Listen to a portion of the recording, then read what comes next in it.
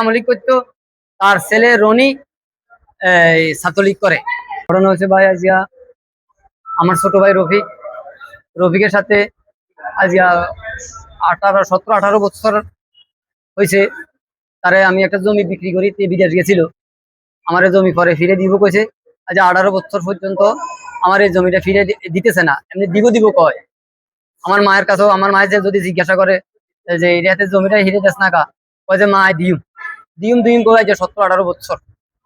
এই দুই বছর আগে ফল্টি লই গেছে, কয় যে আমি দিতাম নিয়ে আমাদের মধ্যে একটু দ্বন্দ্ব চলতেছে। আমার ভাই রফিকে, আমার বাগিনা এই কামাল, শামীম,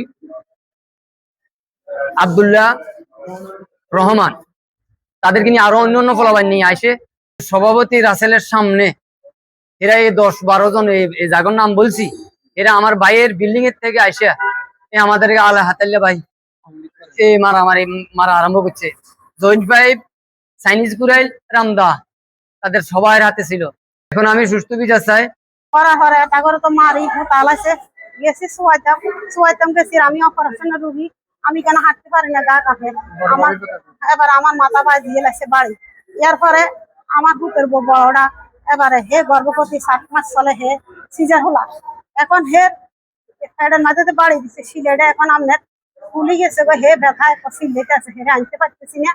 কানারার দোকানও গাড়ি আইতো দেয় না, হে তারা মানে বহুত কীর্তন করতেছে, তরসালিং করতে আছে। এখন আর সুস্থ বিচার চাই।